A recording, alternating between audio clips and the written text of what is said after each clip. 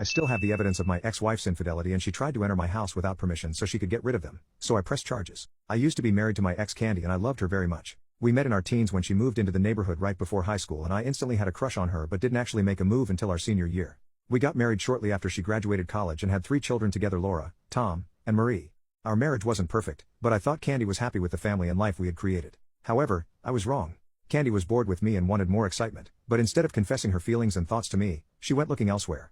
According to her, it all started when Candy and her friends went on a girls' trip to Vegas for a weekend, where she got drunk and had some fun with 2 male strippers. Candy said that while nothing happened beyond a second base, it awakened something in her, and she regretted not going further. A year after that, she started going to bars and clubs for excitement and eventually started hooking up with other men, and at least 2 of her girlfriends would cover for her.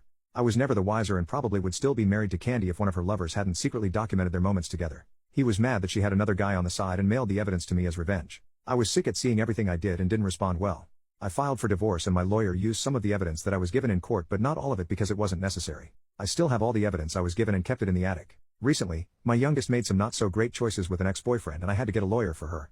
I am amazed at how much the laws have changed, and I'm glad my daughter is protected. After it was over, I had a serious sit down with her and told her to be more mindful and that she should always be prepared for this to hang over her head even if the law is on her side, because some guys just don't care. This was a long and deep conversation, and I admitted to Marie about how I found out her mom cheated and let it slip that I still had the evidence. 2 days later, Candy was banging at my door demanding that I give her everything I had and yelled at me for keeping it. I reminded her that those things were given to me and it was made before the law prohibited it, so as long as I don't upload and share it anywhere or sell it to anyone, I'm legally in the clear. Candy went crying to our adult children. Marie is fully on her side, which is expected, but Tom and Laura are a little different. When asked why, I told my children that I keep it as a reminder of why I should never care about their mother. Tom feels that since I've never done anything with it before and so long as I don't, it's okay, while Laura says that she prefers I trash it. She won't cut me off like Marie threatened. Update: long story short, my ex got arrested, and my ex is facing charges. For details please continue reading. Context: I had a security to which my children knew the security code, but for unimportant reasons, there was a switch in the company, and when I upgraded I was given a new code and security pad to put it in. Also, at the advice of the people installing the new, I moved it to another spot.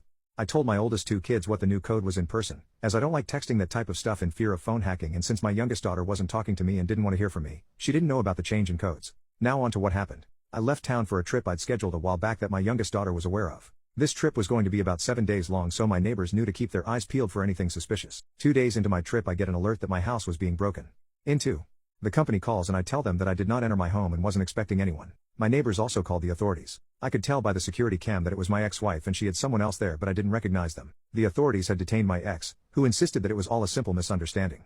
I told them over the phone that it wasn't, and I wanted to press charges. Then, when the call was over, I laughed a lot, hard, and to the point where I was in tears and struggling to breathe. There was something about my trashy ex getting punished by the law that felt so liberating to me, but my joy took a pause when I started getting calls from my youngest. Turns out she gave the old security code to her mom with the intent to search my home for the tapes while I was gone and get them. My ex went on a different day than what was planned, don't know why, and that's how everything happened. My daughter asked me not to press charges, but I went forward with it. My daughter was angry with me and we got into an argument where she blamed me for still having the tapes and telling her that I had the tapes. We haven't really spoken since, but my other daughter convinced me to go to therapy, and after a couple of sessions I discovered that one of the reasons why I held on to the tapes was because I never felt as if my ex was punished enough for what she did. She never apologized, never showed remorse, made excuses, and that has always pissed me off, and it's also why I'm refusing to drop the charges. I'm still processing what all this means, but that's how it is right now.